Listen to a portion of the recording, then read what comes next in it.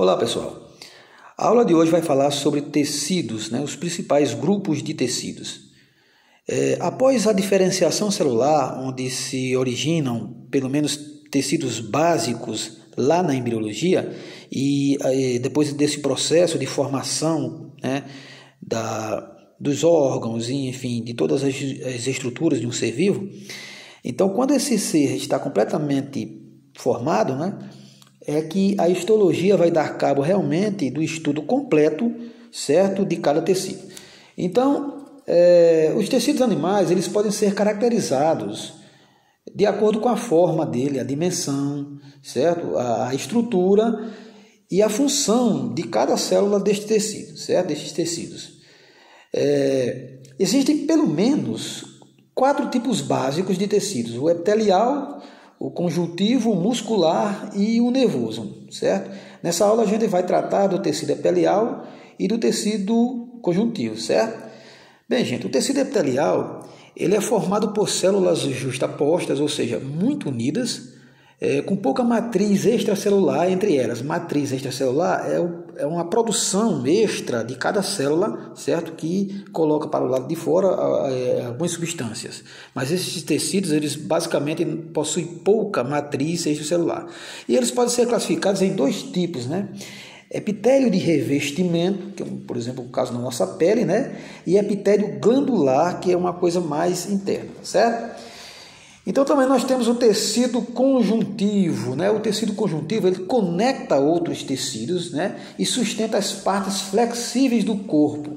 Eles podem ser incluídos em vários outros tecidos, certo? A gente pode falar de adiposo, cartilaginoso, tecido ósseo, certo? Tecido sanguíneo. Então, como esses tecidos são basicamente 4, e eles se agrupam, eles são bases, tá certo? Então, nós vamos tratar nessa aula de tecido epitelial e de tecido conjuntivo, tá certo? Então, é o seguinte, no caso do epitélio de revestimento, certo? Nós temos um tipo de tecido simples, tá certo? E um tipo estratificado. Cada tipo desses tecidos se referem ao que eles vão fazer a função, tá certo? Então, esse de revestimento, ele está basicamente no lado externo do ser vivo ou em partes internas que tem uma função de revestir um órgão, tá certo? Então, quando a gente imagina todos os órgãos ocos, por exemplo, do corpo humano, então eles são constituídos de tecido, eles fazem parte de um tecido epitelial, certo? Então, tem esse de revestimento, que é o externo e o interno. Então, há os simples e há os estratificados, por quê? Porque cada um vai ter a sua funcionalidade. Digamos que um tecido desses estratificados, certo? Com muitas camadas de células, eles são, por exemplo, responsáveis por uma função mais duradoura. Se a gente olhar esse epitélio simples daqui, a gente vê que ele tem talvez uma função de proteção, vamos dizer, mediana. Se a gente olhar esse epitélio estratificado, pode ser que ele necessite de uma proteção a mais, Normalmente o tecido da pele ele tem esses estratos aí. Por quê? Porque a pele está sujeita a danos físicos, tá certo? E, enfim, até danos químicos. Então é preciso que haja camadas e camadas de células, para que possa haver uma proteção mais eficiente. É tanto que quando existem queimaduras, consideram-se as queimaduras de 1º grau até 3º grau, dependendo da camada de pele, que ela chegou a comprometer. Tá certo, pessoal? Então, nós temos aqui ainda, esses tipos de outros exemplos dos revestimentos, dos epitélios de revestimentos. Então, nós temos aqui exemplificações de túbulos do rins, da mucosa nasal, tá certo? Essa é a parte interna, E a gente vê a funcionalidade de cada uma, tá certo? Epitélio pavimentoso simples, que faz parte do pulmão, epitélio prismático simples do estômago e por aí vai, E nós temos aqui mais outras exemplificações, tá certo? Mais ou menos parecido com aquela primeira, a anterior que a gente viu. E cada compartimento, cada configuração dessas células vai ter uma funcionalidade, tá certo? A gente vê que abaixo de cada um desses blocos aqui demonstrativos, a gente vê uma pequena corzinha amarela. Isso aí é uma lâmina basal, certo? Que é uma parte de matriz extracelular que é justamente delimitante, onde faz uma espécie de divisão entre os próximos grupos de tecido, certo? É aqui onde entra o tecido conjuntivo, certo? Mais tarde a gente vai falar dele. Temos aqui adiante o tecido epitelial glandular, certo? Que ele possui essa função de secreção de substâncias, tá certo? Então, esses epitélios, né, glandulares, eles são formados por células que têm a função de produzir secreções, certo? Como certas glândulas que nós possuímos, certo? Que podem ser, né, basicamente uma única glândula, né, de uma única célula, certo? Como de várias células, certo? Então, essa é um tipo de tecido que tem a função de secretar substâncias para determinado fim. Às vezes é uma substância enzimática, às vezes é uma substância lubrificante. Quando a gente pensa na mucosa dos tecidos internos, na mucosa da boca, né? A mucosa da vagina, do ânus, então são funções desse tipo de tecido, certo? Tecido epitelial glandular, que tem essa finalidade de produzir substâncias que promovem uma espécie de segurança, de proteção, certo? Só em falar na mucosa nasal, a gente percebe que a mucosa nasal tem pelo menos duas funções básicas. Uma química, que ela vai fazer uma diluição das substâncias invasoras do trato respiratório, né?